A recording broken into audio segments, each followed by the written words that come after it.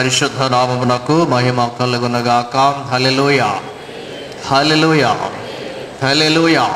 ప్రియమైనటువంటి దేవుని బిడలారా, దేవుని సంఘమా, ఈ సాయంకాల సమయంలో మరి యొక్క శిలువ ధ్యానములో మనమందరము పాల్గొంది ప్రభు నామాన్ని ఘనపరుస్తూ భక్తుల యొక్క ప్రార్థనలు ధ్యానము చేయుటకు దేవుడిచ్చిన ఈ మంచి అవకాశముని బట్టి ఆ దేవాది దేవునికి నేను వందనములు, స్తోత్రములు చెల్లిస్తూ ఉన్నాను. గత రాత్రి ఒక ప్రాముఖ్యమైనటువంటి ప్రార్థన, యేసు ప్రభు నేర్పినటువంటి పరలోక ప్రార్థన గురించి మనము ధ్యానము చేస్తున్నాం. మరి అది అందరూ కలిసి చేసేటువంటి ప్రార్థన అని మనము జ్ఞాపకం చేసుకుని ఉన్నాం. కార్పొరేట్ ప్రేయర్, ఇంక్లూజివిస్టిక్ ప్రేయర్, అందరినీ కలుపుకుని చేసేటువంటి ప్రార్థన, అందరి మేలు కోరేటువంటి ప్రార్థన, అందరి ఆకలి తీర్చడానికి చేసే ప్రార్థన, అందరినీ క్షమించటానికి, దేవుని యొక్క రాజ్యాన్ని, నీతిని, న్యాయాన్ని వెతకటానికి చేసేటువంటి ప్రార్థన. సో ఈ ప్రార్థన ప్రతి వారు కూడా మరి నేర్చుకొని ఉండాలి. ప్రతి వారికి కూడా ఈ ప్రార్థన ద్వారా ఆశీర్వాదం అనేటువంటిది దొరుకుతున్నది. ఈ రాత్రికాల సమయంలో మరి యొక్క యేసు చేసినటువంటి ప్రార్థన, లాజరు సమాధి వద్ద యేసు క్రీస్తు వారు చేసినటువంటి కన్నీటి ప్రార్థన ఇది. మరి బేతనియ అనేటువంటి గ్రామములో మార్తా, మరియా, లాజరు అనేటువంటి వారు మరి ఉంచి ఉన్నారు. యేసు ప్రభు ఆ ప్రాంతానికి వెళ్ళినప్పుడు మార్తా మరి యేసుక్రీస్తును తన ఇంటిలోనికి ఆహ్వానిస్తూ ఉన్నది. అప్పటి నుండి పరిచయం అనేటువంటిది జరిగింది. అయితే ఈ ముగ్గురులో ఎవరు పెద్ద ఎవరు చిన్న అనేటువంటిది ఖచ్చితంగా మనకు తెలియదు, కానీ సహోదరుడు, సహోదరి అనేటువంటి మాటలు అక్కడ వ్రాయబడి ఉన్నాయి. జనరల్గా మార్తమ్మ గారు పెద్దది, మరియమ్మ గారు తర్వాత చిన్నది, అందరికంటే చిన్నోడు లాజరు అనేటువంటి భావన మనలో వారి ఉన్నది. సరే, ఏమైనప్పటికీ కూడా దేవర్ సిస్టర్స్ అండ్ బ్రదర్, సహోదరులు, సహోదరుడు. తర్వాత యేసువారు ఆ కుటుంబాన్ని మరి ఎంతో ప్రేమించినటువంటి వాడిగా మరి మనము చూస్తూ ఉన్నాం.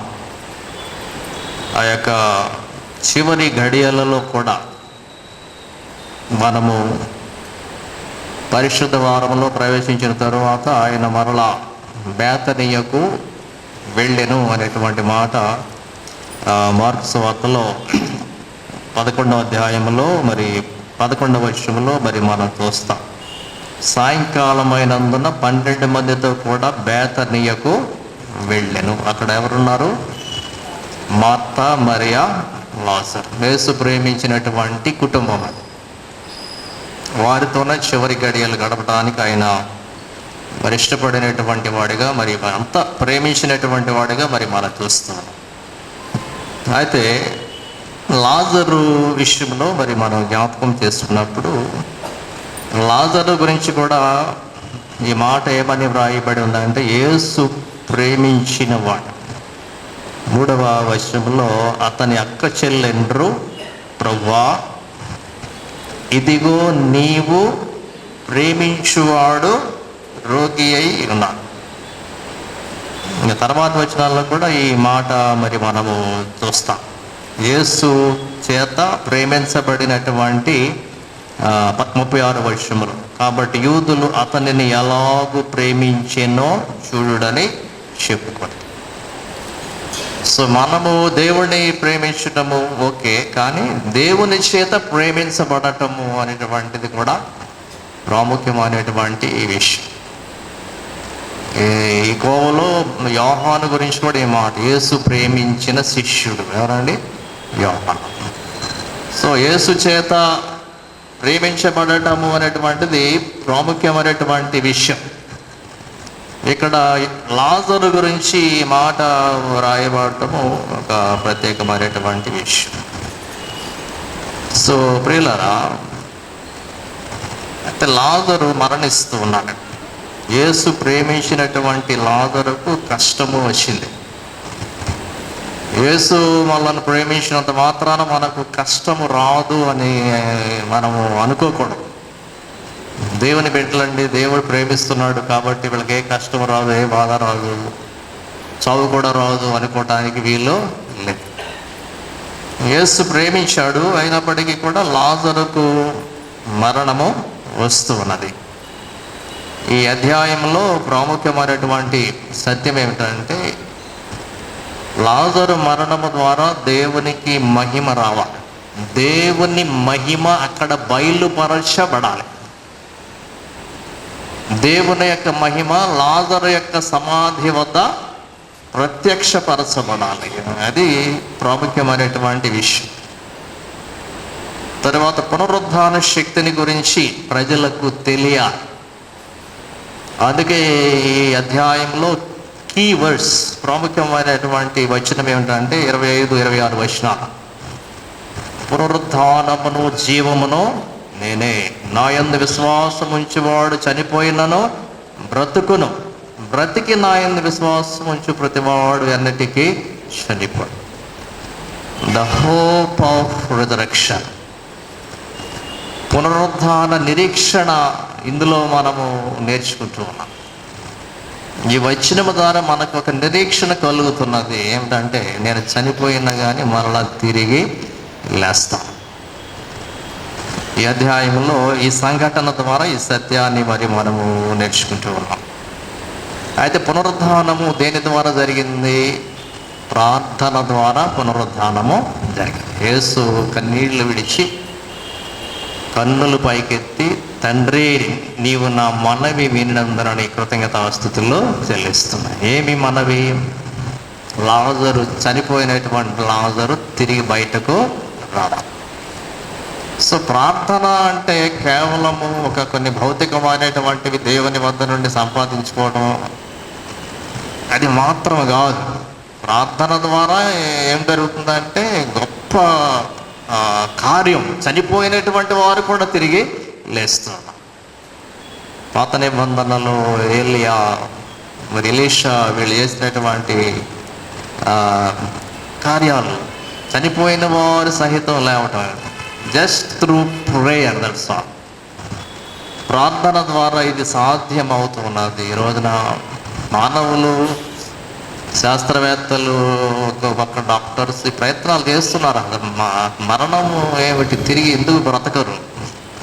ఇది అంతు చిక్కనటువంటి విషయం. అయితే ప్రయత్నాలు జరుగుతూ ఉన్నాయి.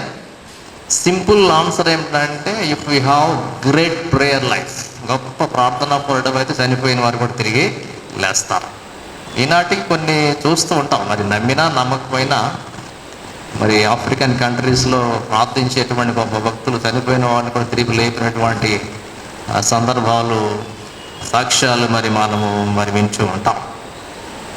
సరే, ఏమైనప్పటికీ కూడా యేసు లాజరు మరణించినప్పుడు ఆయన డిలే చేస్తున్నాడు. ఈ delayed but he came in perfect time. ఆలస్యం చేశాడు, ఏ టైంకి రావాలో ఆ టైంకి అయినా మరి వచ్చాడు. దేవుడు డిలే చేశాడు కదా అని చెప్పి దానిని మనము బరే ఆలస్యం అయిపోయింది, ఆలస్యం అయిపోతుంది, ఇంకెంతసేపు అని మనం అనుకుంటాం. కానీ ఆయనకంటూ ఒక సమయము అనేటువంటిది ఉన్నది. అది మనము అర్థం చేసుకోవాలి. మన టైమింగ్లో, మన మానవ విధానంలో ఇంకా ఎప్పుడు వస్తాడు. మీరు హాస్పిటల్స్లో కూడా ఇయ్యే తొందర. బెడ్ మీద రోగి ఏదైనా డిస్టర్బెన్స్ కలిగితే మన కంగారు అనమాట. ఏంటి డాక్టర్ గారు రారండి, వాళ్ళకి తెలుసు డాక్టర్ గారికి ఎప్పుడు రావాలో. నువ్వెందుకు కంగారు కదా? మనకైతే కంగారు వస్తుంది, అమ్మో ఇది అయిపోతే చచ్చిపోతారేమో. డాక్టర్ గారిని చాలా ఇబ్బంది పెట్టేస్తాం. ఏం డాక్టర్ గారు అండి అసలు రావట్లేదు, అసలు ఈ పేషెంట్ ఇలా అయిపోతే ఆయన తెలుసు, అక్కడ పెట్టాడు కదా ప్రిస్క్రిప్షన్.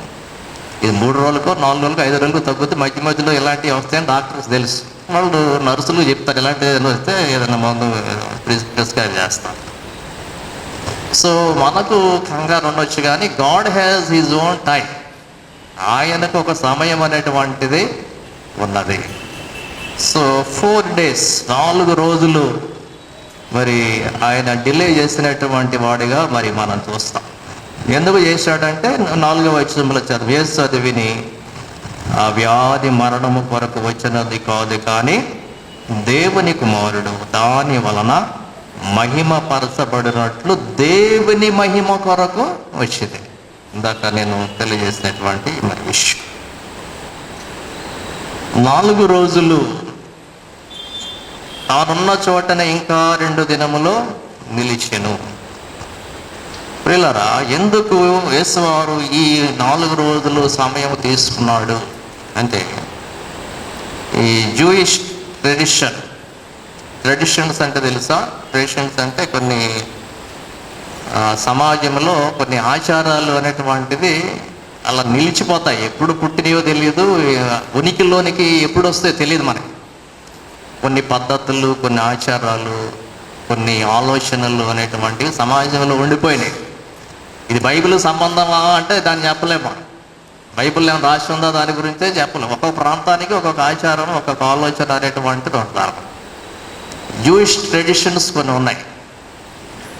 ఏమిటి అంటే, ఒక మనిషి చనిపోయినప్పుడు ఆ మనిషి యొక్క ఆత్మ, ప్రాణం, లేకపోతే వాళ్ళ నమ్మకం ఏంటంటే ఆ మనిషి చుట్టూ 3 రోజులు తిరుగుతాడు. ఆ మనిషి చుట్టూ అక్కడక్కడే 3 రోజులు తిరుగుతారు. కళ్ళల్లోకి రావటం, లేకపోతే మన ఇంట్లో తిరిగినట్టు అనిపించడం. ఇంకా 4వ రోజు అయ్యేసరికి పూర్తిగా వదిలి వెళ్ళిపోతారు అన్నమాట. అది వాళ్ళ యొక్క ట్రెడిషన్, అంటే నమ్మకం, ఒక ఆచారంలో ఉన్నటువంటి ఒక ఆలోచన. సో యేసుప్రభు 4వ రోజు వచ్చాడు. 3వ రోజు లేకపోతే 2వ రోజు వచ్చి బతికిస్తే ఏమంటారు?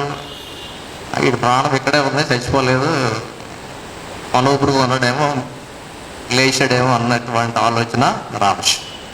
4th డే అనేటువంటిది ఏమిటంటే ఆఫ్టర్ కంప్లీట్ డెత్ ఎక్స్పీరియన్స్, పూర్తిగా చచ్చిపోయాడు. 3 రోజు అయిందంటే వదిలేస్తారు మనిషిని. మనమైనా అంతే, ఎవరైనా చనిపోతే 3 రోజులు జ్ఞాపకం చేసుకుంటాం. మొదట 3వ రోజు సమాధానికి వెళ్తాం, చేయాల్సినవి చేస్తాం, తర్వాత నార్మల్ లైఫ్లోకి వచ్చేస్తాం. ఇక దాన్నే పట్టుకొని కూర్చోమా. సో యేసు ప్రభు మరి 4 రోజులు ఆలస్యం. ఈ టైమింగ్ అనేటువంటిది చాలా ప్రాముఖ్యమైనది. యేసు వారు ఎప్పుడు వచ్చారు, అది ప్రాముఖ్యమైనటువంటి విషయం. మన అంటే ఉద్యోగ జీవితంలో కూడా టైమింగ్స్ అనేటువంటివి చాలా ప్రాముఖ్యం. ఇప్పుడు అన్ని టెక్నాలజీ వచ్చేసింది. ఈ ఫేషియల్ అటెండెన్స్, కమ్ము, లేకపోతే ఇంకా అదేం చేస్తుంది, ఖచ్చితమైనటువంటి టైం చెప్పుద్ది అన్నమాట. అక్కడేం నోట్ అవుద్ది, నువ్వు వచ్చిన టైము ఖచ్చితంగా నోట్ అవుతా. మనం మార్చడానికి లేదు, దిద్దటానికి లేదు. ఇదివరకు అంటే ఏదో పుస్తకాల్లో రాసినప్పుడు అది అడిదిద్ది ఇడిదిద్ది లేకపోతే ఏదో చేసి అయినాయి పరిస్థితి. దిద్దటానికి లేదు. ఇప్పుడు ఖచ్చితంగా చెప్పుద్ది టైమింగ్. సో దిద్దుడు లేదు ఈ టైంలో. మా కాలం పూర్వకాలంలో దిద్దుడును, లేకపోతే అవన్నీ ఇంకెరేజర్ ఇలాంటి ఖచ్చితంగా చెప్పుద్ది. ఎప్పుడు వచ్చావు కరెక్ట్గా, యేసు ఎప్పుడు వచ్చారు, ఖచ్చితమైనటువంటి 4వ రోజు.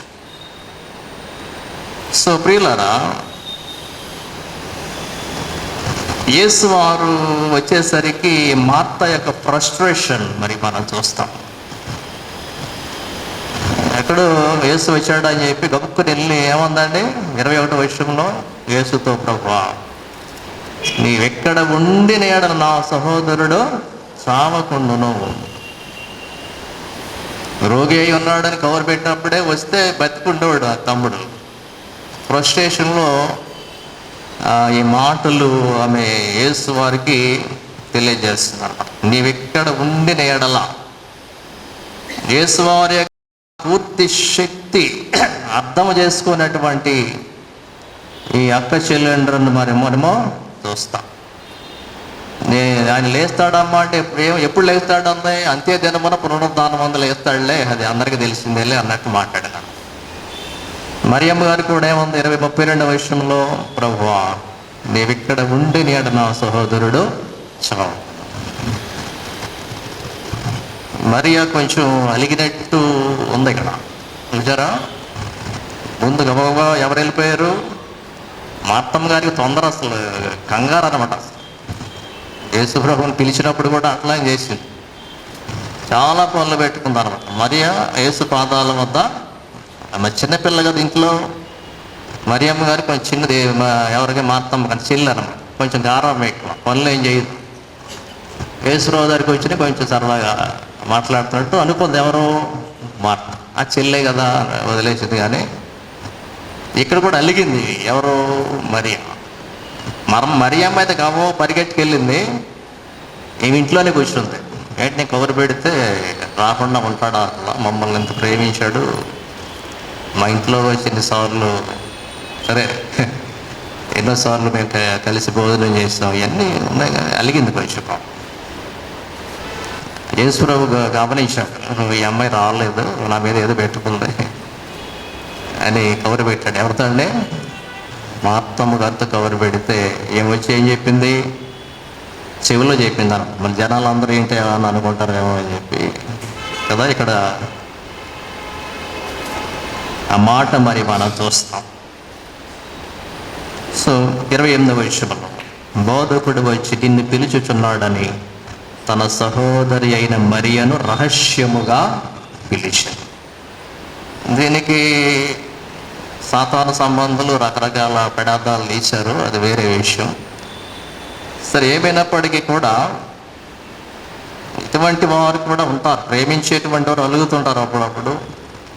అది అర్థం చేసుకుని మనం కొంచెం నెమ్మదిగా వెళ్ళిపోవాలి. మరియ కూడా వచ్చి ఇదే మాట అంటుంది, ఏంటి యేసు ప్రభు, నీవు ఉంటే కనుక నా సహోదరుడు చనిపోయి ఉండేవాడు కాదు. సో ఎందుకంటే ఇంట్లో ఒక్కడే తమ్ముడు, సో 2 అక్కలను ఒక తమ్ముడు ఉన్నాడంటే ఎంతో ప్రేమిస్తారు ఆ తమ్ముడు, లేక పుట్టినోడు అయి అంటాడు. కొంతమంది మగవాళ్ళ కోసం అట్లా కంటానే ఉంటారు, 3 ఆడపిల్లలు చూస్తారు, సో 4వదైనా మగపిల్లడు పుడతాడేమో అని చెప్పి అట్లా కంటిన్యూ చేస్తారు. ఒకవేళ అలా జరిగిందేమో, ఇంట్లో మార్తమ్మ పుట్టింది, తర్వాత మగవాడు పుడతాడంటే మరియమ్మ పుట్టింది, 3వది మగవాడు పుట్టాడు, సంతోషం, పోన్లేరా బాబు మగవాడు పుట్టాడంటే చనిపోయాడు. సో ఇక్కడ యేసువారి యొక్క సమయము చాలా ప్రాముఖ్యమైనది. వివాహం జరిగినప్పుడు కూడా యేసు ప్రభు ఆలస్యంగానే వచ్చాడు కదా. ఇదే యోహాను సువార్తలో యోహాను ఇటువంటి రాస్తూ ఉంటాడు. 2వ అధ్యాయంలో పెళ్లిలో చదువుతాం. 3వ దినమున గలిలోని కానాను ఊరిలో ఒక వివాహం జరిగిన, యేసు తల్లి అక్కడ ఉండెను, యేసును ఆయన శిష్యుల వివాహమునకు పిలువబడి. సో అక్కడ కూడా ఇక్కడ కరెక్ట్గా 3 అని కాదు కానీ కొంచెం ఆలస్యంగా వచ్చినట్లు మరి మనం చూస్తున్నాం. ద్రాక్షారసము అయిపోయేటువంటి సమయానికి కరెక్ట్గా అక్కడ ఎవరు వచ్చారండి, యేసు ప్రభు వచ్చాడు. అక్కడ గొప్ప అద్భుతాన్ని ఆయన మరి జరిగిస్తూ పెర్ఫెక్ట్ టైమింగ్ అనేటువంటిది దేవునికి తెలుసు. మనము కంగారు పడవలసినటువంటి పని లేదు.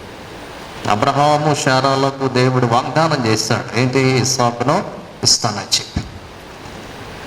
దేవుడు ఎక్కడ దాకా వాళ్ళని తీసుకెళ్ళాడంటే, ఇక మానవ రీతిగా శారమ్మ గారు గర్భము దాల్చటము అసాధ్యము, ఈ 99-100 సంవత్సరాల వయసుకు తీసుకెళ్ళాడు దేవుడు, అక్కడ దాకా తీసుకెళ్ళాడు అనమాట.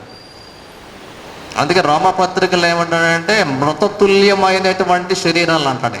చచ్చిపోయిన శరీరాలకి ఒక వయసు దాటాక శరీరాన్ని మనం ఇదేదో పెద్ద బలంగా ఉంది, లేకపోతే ఇదేదో చేద్దానికి ఒకటి చచ్చింది, ఆల్రెడీ అయిపోయింది, సగం అయిపోయింది.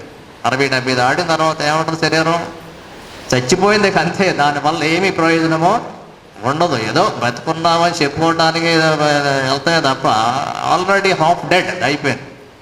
ఇందులో నుండి ఒక ఫలితం కానీ పిల్లలు పుడతారని కానీ అటువంటి మనం ఎక్స్పెక్టేషన్ చేయలేదు. అక్కడ దాకా తీసుకెళ్ళాడు దేవుడు ఎవరిని, అబ్రహాము శారాను. అటువంటి సమయంలో గాడ్స్ టైమింగ్, పెర్ఫెక్ట్ టైమింగ్. ఆ సమయంలో దేవుడు వారికి ఇస్సాకును వాగ్దాన పుత్రుడుగా ఇస్తున్నాడు. So God has his own timing. ఆయనకు చాలా తన సమయం అంటూ ఒకటి ఉన్నది, తన సమయం అంటూ ఒకటి ఉన్నది. యోసేపు చిన్నప్పుడు కళ్ళు కన్నాడు. తీరా చూస్తే అన్నీ కూడా నెగిటివ్ థింగ్సే జరిగాయి. అన్నలు ప్రేమించలేదు, గోతులకు తోసేశారు, అమ్మేశారు, చెరసాలలో ఉన్నాడు. పోతీఫరు భార్య చాలా విసిగించింది. ఇవన్నీ చూస్తే యోసేపు ఏంటి, చిన్నప్పుడేమో ఆ కళలు కన్నాను, ఇక్కడేమో ఒకటి నెరవేరలేదు. ప్రియులారా, యోసేపు కంటూ ఒక సమయం ఉన్నది. ఆ సమయంలో దేవుడు యోసేపును హెచ్చించి ఆ కరువు కాలములో ఐగుప్తు ప్రజలను, చుట్టుపక్కల ఉన్న వారందరినీ కూడా మరణములో నుండి జీవములోనికి నడిపించాడు. Perfect time. ఆ సమయంలో యోసేపు అక్కడ ఉండాలంతే. ఆ సమయంలో యోసేపు లేకపోతే చావే, చచ్చిపోవటమే. 7 సంవత్సరాలు కరువు అంటే అసలు సామాన్యమైన కరువు కాదు. లాజరు మరణించినప్పుడు కరెక్ట్గా ఆ టయానికి వచ్చాడు, బతికించడానికి వచ్చాడు. యోసేపు కరెక్ట్గా టయానికి వెళ్ళాడు. ఎక్కడికి? ఐగుప్తులోకి. లేకపోతే వాళ్ళు చనిపోయేవాళ్ళు, ఐగుప్తు ప్రజలు కాదు, చుట్టుపక్కల వాళ్ళు కాదు, ఇంకా మరి యోసేపు యొక్క తండ్రి, సహోదరులు వాళ్ళు మొత్తం చచ్చిపోయాడు అన్నమాట. So God has his own time. ఆయన తన సమయం అంటూ ఒకటి ఉన్నది. అందుకే ప్రసంగి గ్రంథంలో ఈ మాట మరి సొలొమోను, జ్ఞాని అయినటువంటి సొలొమోను అంటారు, ప్రతిదానికి సమయము. Everything has its own timing. We have to wait that song. ఆ ప్రభు యొక్క సమయము కొరకు ఎదురు చూడ. ప్రసంగి 3వ అధ్యాయము 1వ వచనం. ప్రతిదానికి సమయము కలదు.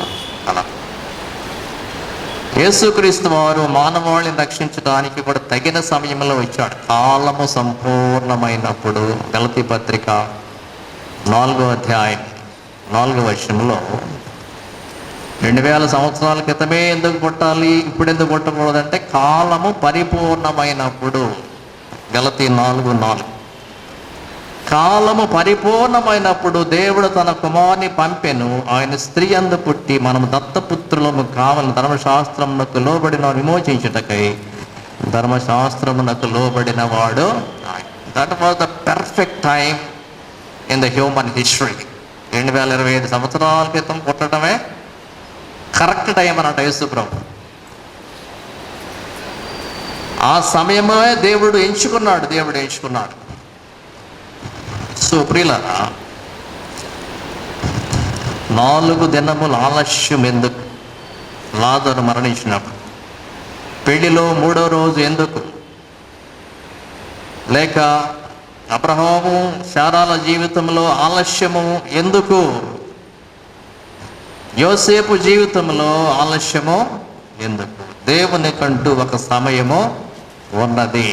ఆ సమయంలో తాను మహిమపరచబడుటకు గాను ఆ సమయంలోనే దేవుడు గొప్ప కార్యము జరిగించటానికి ఆ సమయాన్ని ఆయన ఎంచుకున్నటువంటి వాడుగా మరి తగిన కాలము అనేది ఉన్నది. ఇంకొక వచనము యెషయా గ్రంథంలో 60వ అధ్యాయం 2వ వచనంలో తగిన కాలం.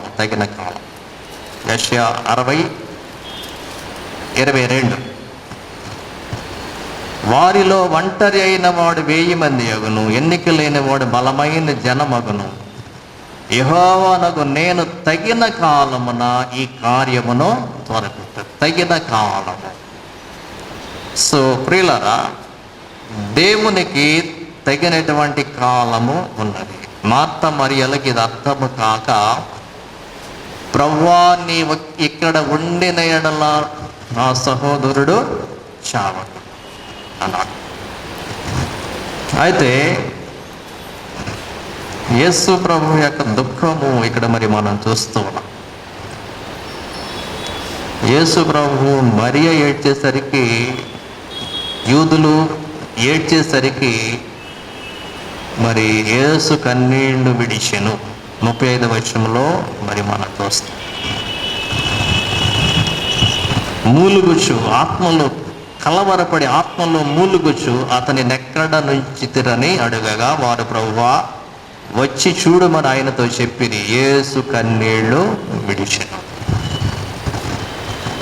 సో యేసు ప్రభు తట్టుకోలేకపోయాడు. మరియ వచ్చి దుఃఖపడుతుంది, అక్కడ ఉన్న యూదులందరూ ఏడుస్తూ ఉన్నారు. ఆత్మలో ఆయన మూలిగాడంట. ఆత్మలో మూలిగినట్లు ఇక్కడ మరి చూస్తూ పై కంపేషన్, ఆయన యొక్క దయ కనికరంతో మరి ఆయన ఆత్మలో మూలిగినటువంటి వాడిగా మరి మనం చూస్తూ ఉన్నాం. మనకి అందరికీ తెలుసు, బైబిల్ గ్రంథంలో అతి చిన్న వచనము యేసు కన్నీళ్లు విడిచెను.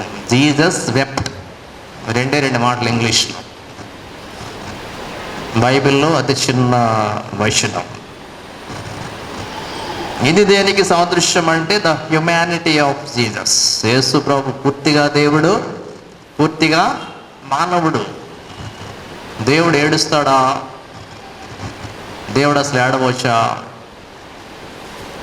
అఫ్కోర్స్ దేవుడు సింహాసనం మీద కూర్చున్నప్పుడు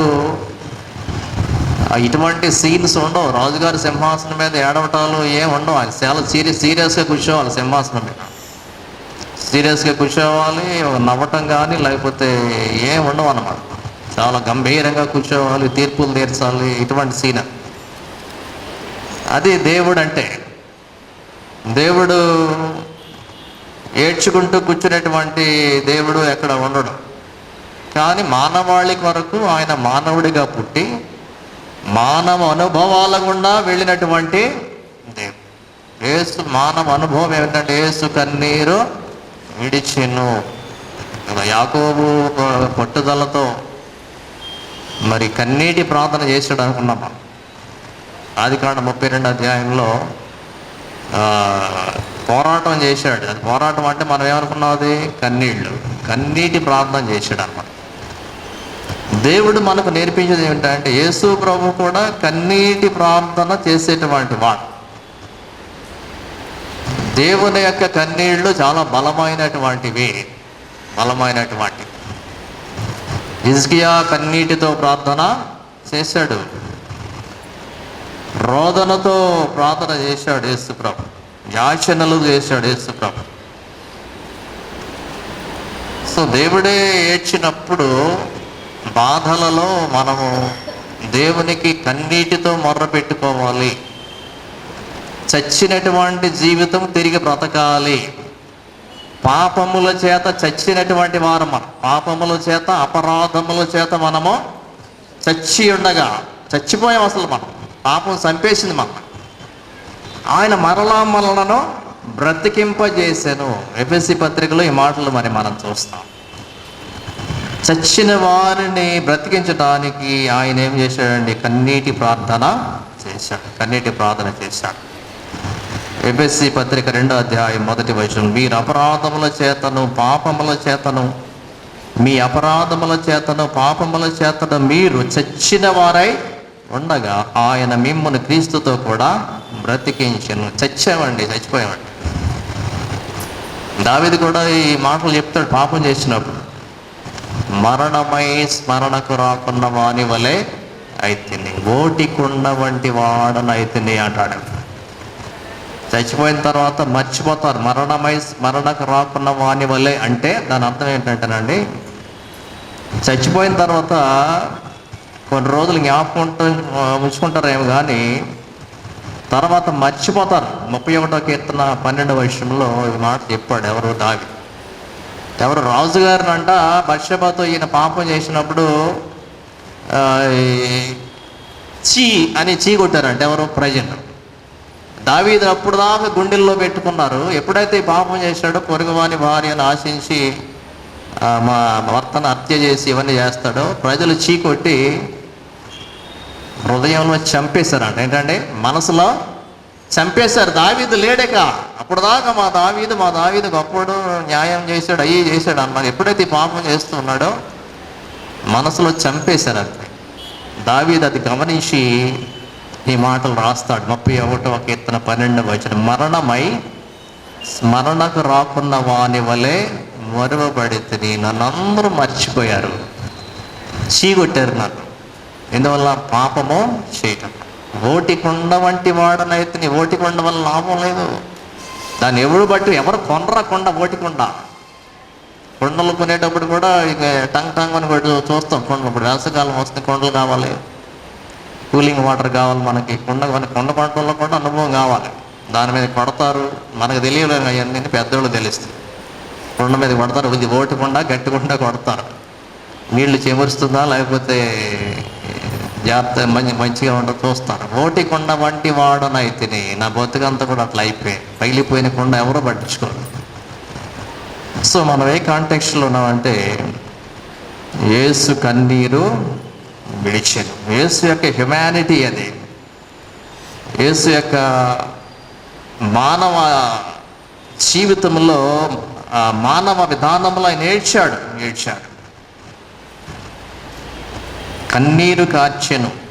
మొన్న కూడా ఒకసారి ఈ కన్నీళ్ళ గురించి మనం జ్ఞాపకం చేసుకుంటూ 56వ కీర్తనలో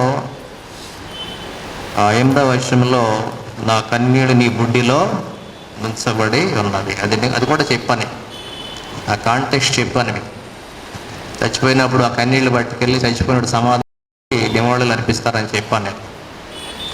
దాచాడు అన్నమాట. అయితే ఒక మిస్అండర్స్టాండింగ్ ఏంటంటే, ఇక్కడ ప్రజల యొక్క మిస్అండర్స్టాండింగ్ ఏంటంటే, ఇక్కడ యేసు ప్రభు కూడా గట్టిగా ఏడ్చి కన్నీరు గార్చేసరికి ప్రజలు ఏమనుకున్నారంటే, ఈయన కూడా చచ్చిపోయిన వాడిని లేపలాడేమో, ఏడుస్తున్నాడు కదా. మనం ఎందుకు ఏడుస్తాం? ఏమీ చేయలేని పరిస్థితుల్లో ఏడుస్తాం. అది మన వల్ల సాధ్యమైతే ఏడవలసిన పని లేదు, పని పూర్తి చేసుకుని వచ్చేస్తాం.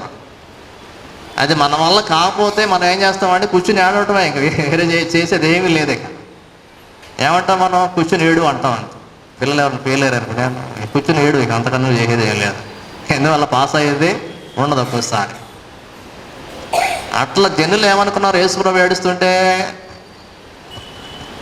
ఏడుస్తున్నాడు కాబట్టి ఈయన వల్ల కూడా అయ్యే పని కాదు, అదేమో ఈయన లేపలాడేమో అనుకున్నారు. కానీ కొంతమంది ఏమనుకున్నారు? గుడ్డివాని కన్నులు తెరిచినటువంటి ఈ చనిపోయినటువంటి వాడిని లేపలేడా. సో జనుల్లో ఒకే రకరకాలైనటువంటి కన్ఫ్యూజింగ్ థాట్స్, రకరకాలైనటువంటి ఆలోచనలు అన్నమాట. యేసు ప్రభు ఇంకోసారి కూడా ఏడ్చాడు, యెరూషలేము విషయంలో ఏడ్చాడు ఆయన. లోకాసు వార్తలో 19వ అధ్యాయం 44వ వర్షం నుండి 41వ వర్షం నుండి 44 వరకు వర్షాలలో ఆయన పట్టణమును సమీపించినప్పుడు దానిని చూచి దాని విషయమై ఏడ్చాడు అనమాట. కన్నీరు కార్చాడు. ఎందువల్లంటే ఈ పాపము ద్వారా యెరూషలేము మీద శిక్ష రాబోతుంది, నాశనం రాబోతుంది. రోమియోలు వచ్చి ఇవన్నీ దేవాలయం పడగొట్టి ఇవన్నీ నాశనం చేయబోతూ ఉన్నారు. సో దేవుడు ఆత్మీయంగా చచ్చిపోయింది. ఇది ఆత్మీయంగా చచ్చిపోయింది యెరూషలేము పట్టణం. చూస్తాకైతే అందంగా ఉంది, దేవాలయం బాగా అందంగా కనిపిస్తుంది, కానీ వీళ్ళ ప్రజల యొక్క ఆత్మీయ స్థితి అసలు బాగోలే. చచ్చిపోయారు వాళ్ళు, పాపం ద్వారా చచ్చిపోయారు. యేసు ప్రభువు వాళ్ళను చూసి ఏం చేశాడండి? యెరూషలేమును చూచి కన్నీళ్ళు, దానిని చూచి దాని విషయమై ఏడ్చి ఏమన్నాడు? నీవును ఈ దినమందైనను సమాధాన సంబంధమైన సంగతిని తెలుసుకునేలా నీకెంతో మేలు. ఈ రోజైనా మార్పు చెందితే నీవు బతుకుతావు. ఆ పాపం అనేటువంటి మరణము నిన్ను చంపదు.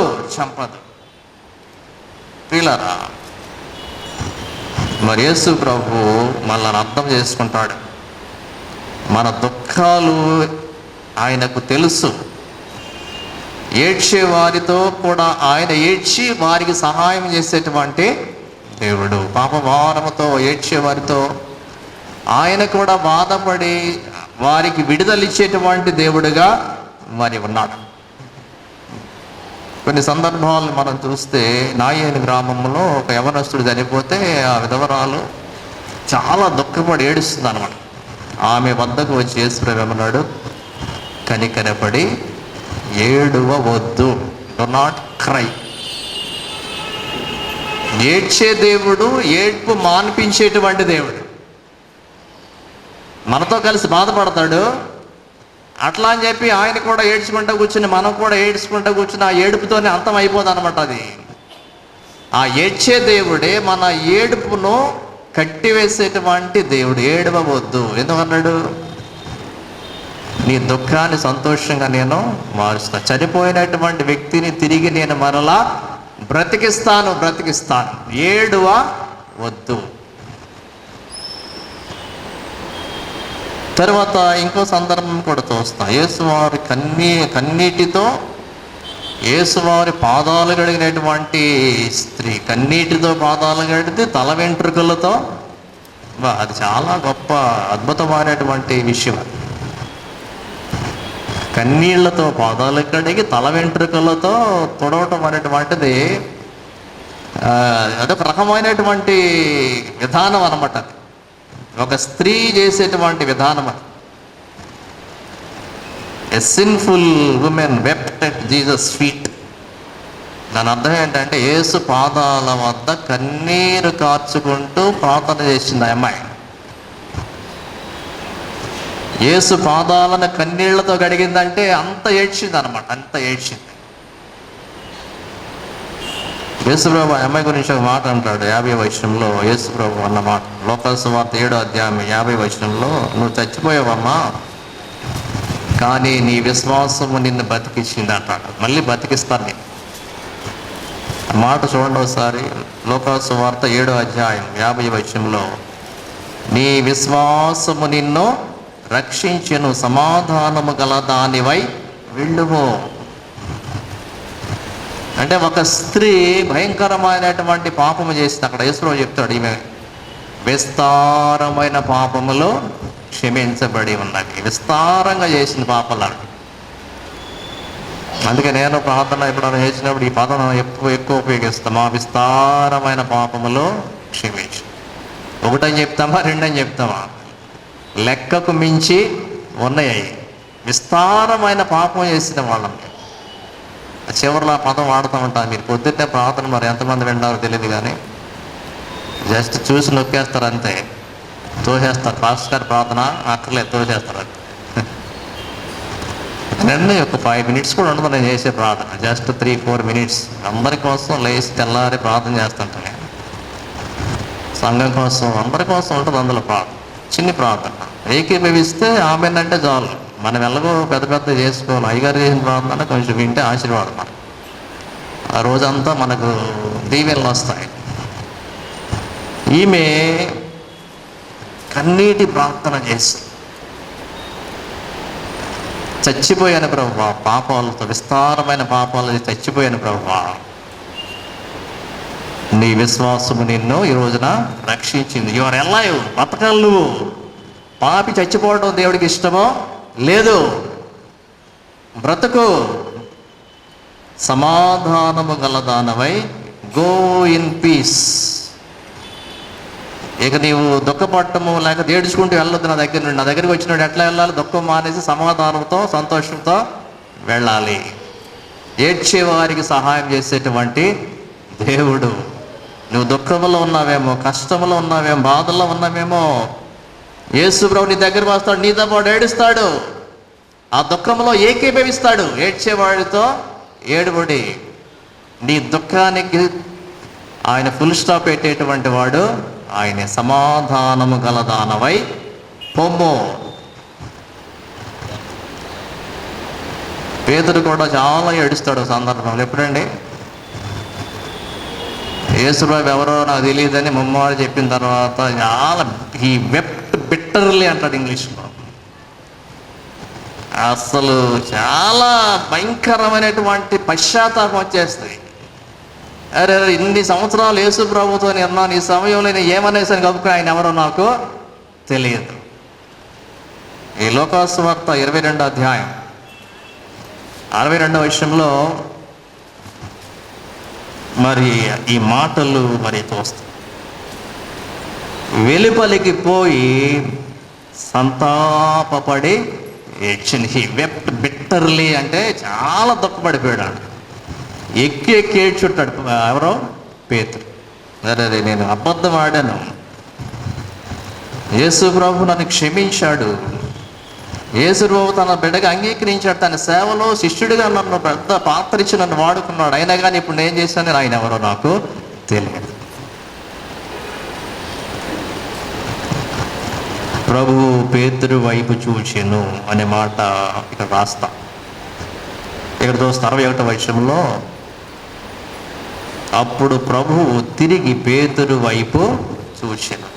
పేతురు, అబద్ధం ఆడుతున్నావా, నేనెవరో నీకు తెలియదా అన్నట్టు ఇలా చూస్తాడనమాట ప్రభువు పేతురు వైపు.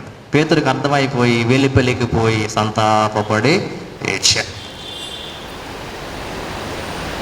ప్రియులారా, యేసు తర్వాత పునరుద్ధారణ తర్వాత పేతురును క్షమించి మరలా నా గొర్రెలను మేపుము, నా గొర్రెలను కాయము.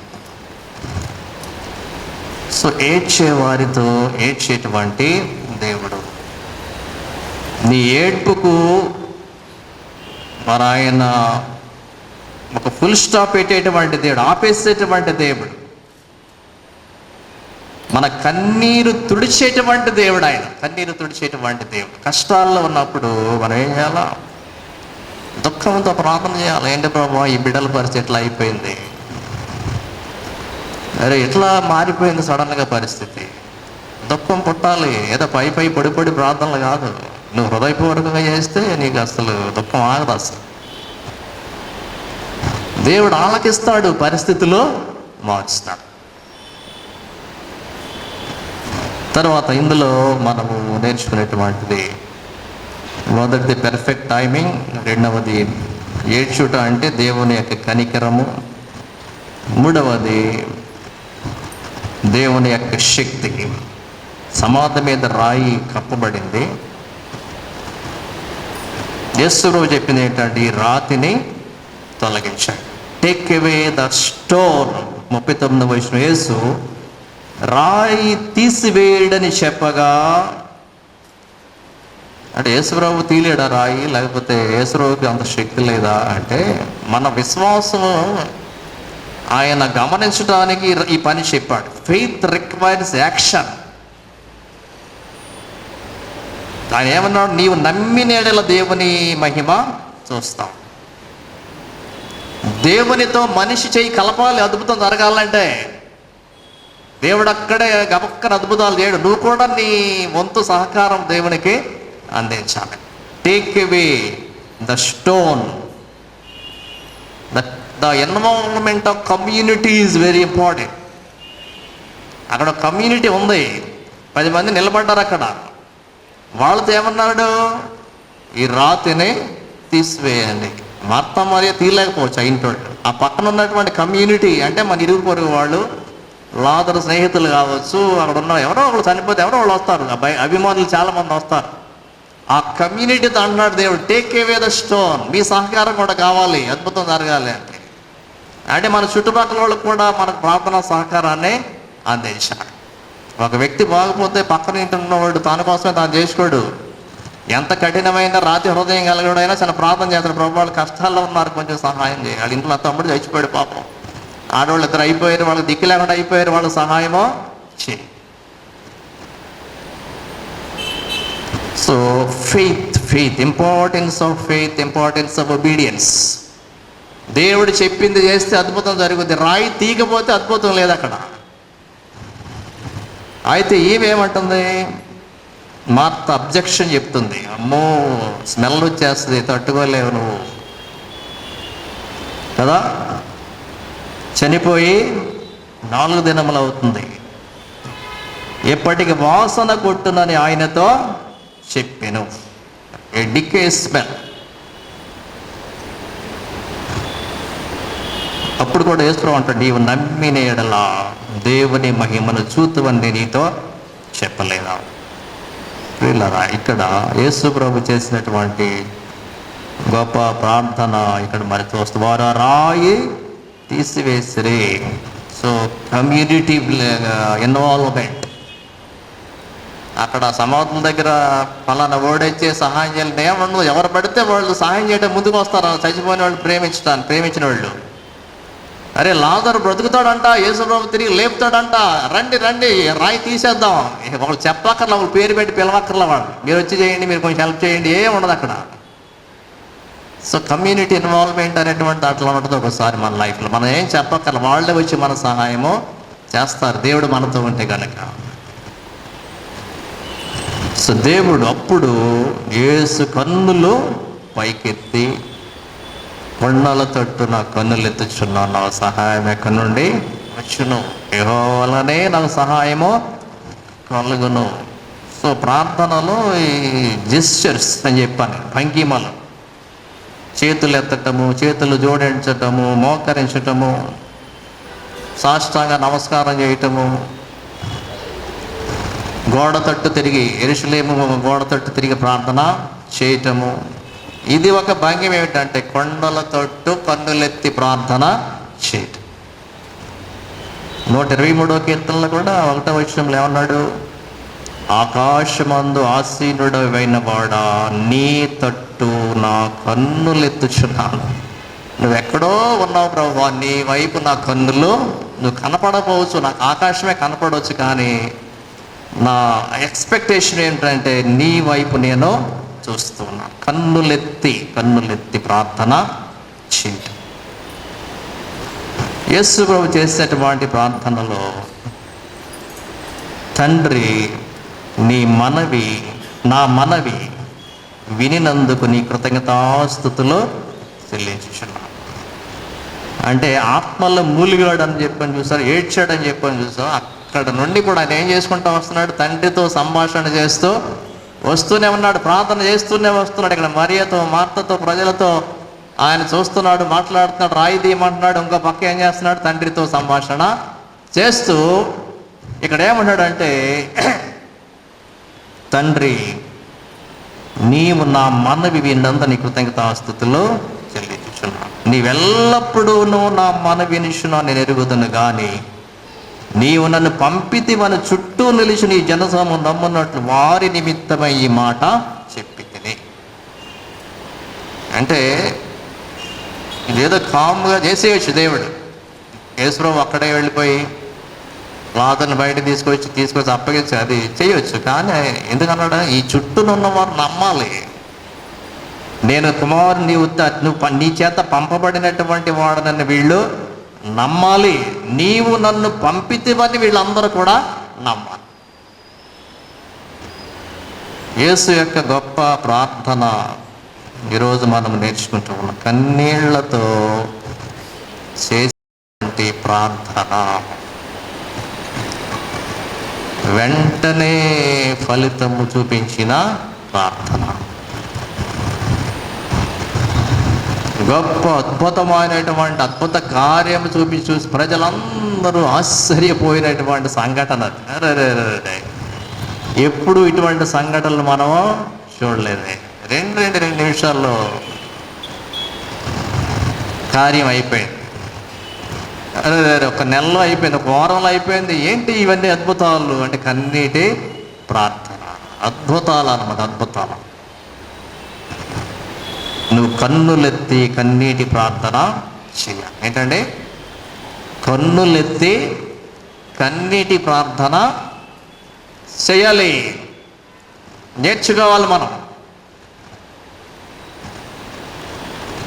ఈ కాలంలో ఈ ప్రసంగాలు నచ్చలేము కొంతమంది. గొంతులు వేసుకుంటూ, డ్యాన్సులు వేసుకుంటూ, పాటలు పాడు చెప్పాలి కానీ ఏడమంటున్నారు పాస్టర్ గారు వస్తే ఇక్కడ ఏం ప్రసంగాలు అంటే అనుకోవచ్చు. వాక్యము ఉన్నట్టు మనం ధ్యానము చేయాలి. వాక్యములో ఉన్న శక్తి మనము అనుభవిస్తాం. అది నమ్మిన వారు, విశ్వసించిన వారు, ఈ రుచిని ఎరిగిన వారు దీనిని వదలరు. ప్రియులారా, ఈ కాలంలో వదిలేశారు, ఈ బోధలన్నీ వదిలేశారు. రకరకాల బోధలు. ఏడవండి, ప్రార్థన చేయండి. ఎక్కడ ఇర్మియా చెప్పాడు, ఏమన్నాడండి? మీ కుమార్తెలకు అంగలార్పు విద్య నేర్పండి, రోదన చేయండి. ఏంటి భయంకరమైన స్థితిలో ఉన్నారు, చచ్చిపోతారు మీరు, ఇంకేం లేదక మీకు. లాజరు చచ్చిపోయాడు, బ్రతకాలి మీరు. బ్రతకాలంటే కన్నీటి ప్రార్థన చేయాలి. దావీదు చచ్చిపోయాడు, పాపం చేశాడు, ఎవడు వదిలేశారు మొత్తానికి. మళ్ళా బ్రతకటానికి ప్రార్థన చేశాడు. పాపము ద్వారా నువ్వు ఆ స్థితిలో ఉంటే చెయ్యి, ప్రార్థన చెయ్యి, కన్నులెత్తి కన్నీటి ప్రార్థన చెయ్యి. ఈ చక్కని పదం నాకు దొరికింది రోజున, అదేమైనా పాటలో పెట్టచ్చు. కన్నులెత్తి కన్నీటి ప్రార్థన చేస్తే దేవుడు వెంటనే సమాధానము ఇస్తాడు. అయితే చివరిగా మనం జ్ఞాపకం, లాజరు బయటికి రమ్మని బిగ్గరగా చెప్పగా చనిపోయిన వాడు కాళ్ళు చేతులు ప్రేత వస్త్రములతో కట్టబడిన వాడే వెలుపలికి వచ్చాను. ఇజ్రాయేల్ వెళ్ళినప్పుడు మాకు ఈ అదృష్టం దొరికింది. లాజరు సమాధిలోకి వెళ్ళి దిగి కొంతసేపు అక్కడ ఉండి మళ్ళీ బయటకు వచ్చాం. అది గొప్ప అద్భుతం, అది గొప్ప అనుభవం. లాజరు సమాధి అంటే కిందకి మెట్లు ఉంటాయి అన్నమాట. 2 లైన్ల మెట్లు ఉంటాయి, ఇటొక లైను అటొక లైను, ఒక 15 అడుగులు లోపల.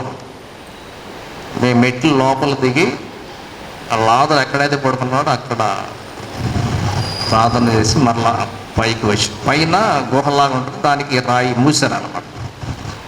అంటే చనిపోయినటువంటి లాజరు మెట్లెక్కి పైకి వచ్చి బయటికి ఎట్లా కట్టబడినటువంటి ప్రేత వస్త్రం.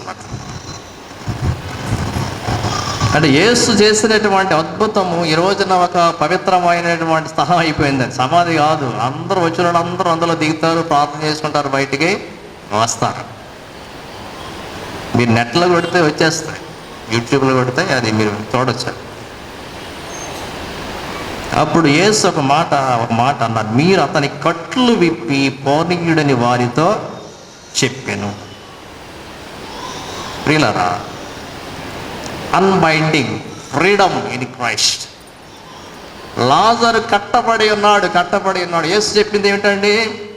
వారి కట్లు విప్పి పోనీయుడి. అన్బైండింగ్.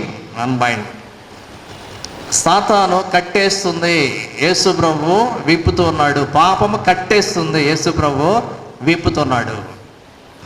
18 ఏళ్ల నుండి నడుము వంగిపోయినటువంటి స్త్రీ విషయంలో ఈశ్వరు ఏమంటాడు? 18 ఏళ్ల నుండి ఈ స్త్రీకి నడుము వంగిపోయి సాతాను చేత కట్టబడి ఉండగా, ఈ రోజున నేను ఆ అమ్మాయికి, ఆ స్త్రీకి నేను విడుదలిస్తే మీరు దానిని మరి ఒప్పుకోవటంలో మీరు సాతాను బంధించింది. లోకాసు వార్త 13వ అధ్యాయం 16వ వచనం, ఇదిగో 18 ఏండ్ల నుండి సాతాను బంధించిన అబ్రహాము కుమార్తె అయిన ఈమెను విశ్రాంతి దినమంది కట్ల నుండి విడిపింపదగదా? కట్లు కట్టేశారా మీరు? నేను విడిపిస్తున్నాను. చనిపోవటం అంటేనే కట్టేస్తారు కదండి. మన కల్చర్లో కూడా అంటే ఉన్నాయి, ఏదో మరణాలు జ్ఞాపకం చేయాలని కాదు, కానీ రాత్రి కూడా మన సంఘ బిడ్డ చనిపోతే వెళ్ళొచ్చాం, చెన్నై కూడా వెళ్ళొచ్చాం. కట్టేస్తారు, ఇక వేళ్ళు కట్టేస్తారు, కాళ్ళు దగ్గరికి కట్టేస్తారు, మొత్తం కట్టేసినటువంటి పరిస్థితి అన్నమాట. యేసుప్రభు ఏమంటున్నాడు? విప్పండి, ఆయన చనిపోలేదు, బ్రతకాలి. చనిపోయిన వెంటనే కళ్ళు మూసేస్తారు, నోరు తెరిచితే నోరు మోస్తారు, ఇవన్నీ మనకు తెలుసు. మనకి కట్టేస్తారు అన్నమాట, కదలటానికి వీలు లేదు. కట్లు విప్పి పోనీయుడి. ఇస్సాకును అబ్రహాం ఏం చేశాడండి? కట్టేశాడు. ఎక్కడ కట్టేసి కట్టెల మీద పడుకోబెట్టాడు. దూత ఏం చెప్పింది? నీ కత్తి దించు, ఆయన కట్లు విప్పు, ఆయన తరపున ఒకరు మరణించడానికి గొర్రెపిల్ల సిద్ధముగా. ప్రియులారా, లాజరు పునరుద్ధానము చెందాడు, కట్లు విప్పబడ్డాడు.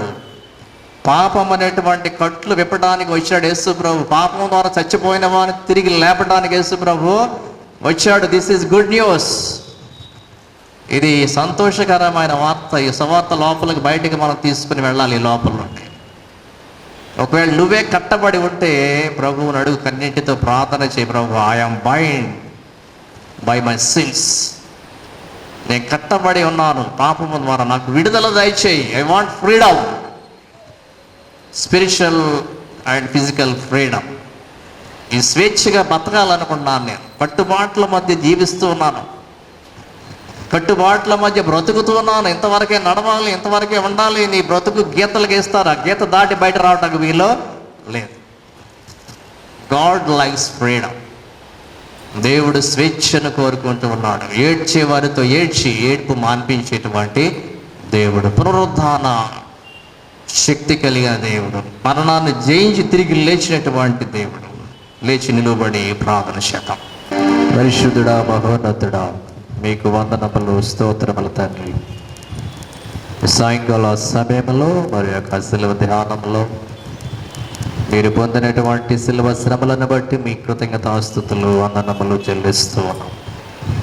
మీరు శరీరధారిగా ఉండగా ప్రభువా, కన్నీటితో, వేదనతో, దేవా, మరణము నుండి తప్పింపగల దేవునికి ప్రభువా విజ్ఞాపన చేశారు. మా జీవితాలలో ప్రభువా ఇట్టి అనుభవాలు కలిగి ఉండటానికి సహాయం చేయండి దేవా. మీరు కన్నీళ్లు విడిచి ప్రార్థించి మీ కృతజ్ఞతాస్తుతులు చెల్లించి లాజరును బ్రతికించారు. ప్రార్థన ద్వారా పునరుద్ధానం చెందించారు. మీ ప్రార్థనా శక్తిని బట్టి మీకు వందనాలు. ఈ రాత్రి కాలంలో ఎవరైతే దుఃఖపడుతున్నారో, వేదనలో ఉన్నారో ప్రభువా, వారిని జ్ఞాపకం చేసుకునండి. వారి వద్దకు వచ్చి వారిని ఓదార్చి వారి కన్నీటిని తుడిచి ప్రభువా, వారిని ప్రభువా నూతన సృష్టిగా మార్చమని ప్రార్థిస్తూ ఉన్నాం. మీ పునరుద్ధాన శక్తి మా అందరికీ దయచేయండి ప్రభువా. ఏ కుటుంబంలో ఎవరైతే ప్రభువా ఇట్టి మరణకరమైన పరిస్థితుల్లో ఉంచి ఉన్నారో వారందరినీ ధైర్యపరచండి, ఓదార్చండి. వారికి మీరే తల్లిగా, తండ్రిగా, ఆదరణకర్తగా ఉండి నడిపించమని మేము ప్రార్థిస్తున్నాం. దయగల మా ప్రభువా, రాత్రి కాలంలో సంగమంతుని బట్టి వందనాలు. ఈరోజు నగేష్ పుట్టినరోజు జరుపుకొని చుండగ బిడ్డ కొరకు ప్రార్థిస్తూ ఉన్నాం. నూతన సంవత్సరం అనే దయా కిరీటాన్ని బిడ్డకు ధరింపచేయండి. నూతన ఆశీర్వాదములు దయచేయండి.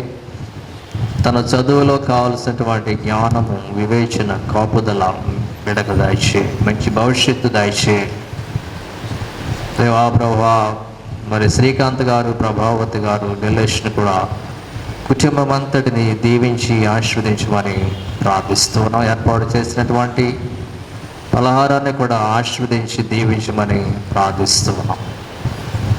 మరి పంతగాని కిషోర్ గారు, వారి కుటుంబం, వారి బిడ్డలను కూడా జ్ఞాపకం చేసుకున్నాడు. ఈ యొక్క స్వార్థ పరిచర్య వ్యాప్తి విషయంలో పాలిభాగస్తులుగా ఉంటూ ఉండగా వారి కుటుంబాన్ని దీవించమని, ఉద్యోగాలను దీవించమని, ఆరోగ్యాలు దయచేయమని ప్రార్థిస్తున్నాం. తండ్రి, రాత్రి కాలంలో 10th క్లాస్ ఎగ్జామ్స్ రాసే బిడ్డల కొరకు ప్రార్థిస్తూ ఉన్నాం. వారికి కావాల్సిన జ్ఞానము, జ్ఞాపక శక్తి, కాపుదల దయచేయండి. సంఘమంతటిని దీవించండి.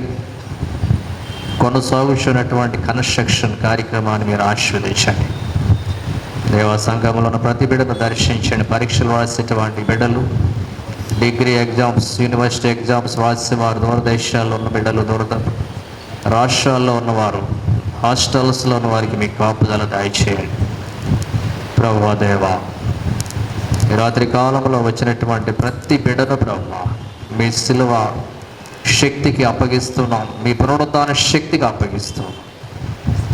రేపు సాయంకాలం వల్ల మేమందరం కలుసుకుని మీ నామాన్ని ఘనపరచడానికి సహాయం చేయమని, మా విస్తారమైన పాపములు, దోషములు దయతో మన్నించమని యేసుక్రీస్తు వారి శ్రేష్టమైన నామములో అడుగుచు వేడుకొనుచున్నాము తండ్రి, ఆమేన్. పరలోకమందున్న మా తండ్రి, నీ నామం పరిశుద్ధపరచబడునుగాక, నీ రాజ్యం వచ్చునుగాక, నీ చిత్తం పరలోకమందు నెరవేర్చినట్లు భూమి యందును నెరవేరునుగాక. మా అనుదిన ఆహారం నేడు మాకు దయచేయము. మా యెడల అపరాధములు చేస్తున్న వారిని క్షమించిన ప్రకారం మా అపరాధం క్షమించుము. మమ్మల్ని శోధనలోనికి తేక దుష్టుని తప్పించుము. ఎందుకనగా రాజ్యము, శక్తియు, మహిమయు నిరంతరము ఇవి ఉన్నవి. ఆమేన్. మన ప్రభువైన అయిన యేసుక్రీస్తు కృపయు, పరమ తండ్రి అయిన దేవుని ప్రేమయు, పరిశుద్ధాత్మన్యోన సహవాసం మనందరికీ సదా తోడైండును గాక. ఆమేన్.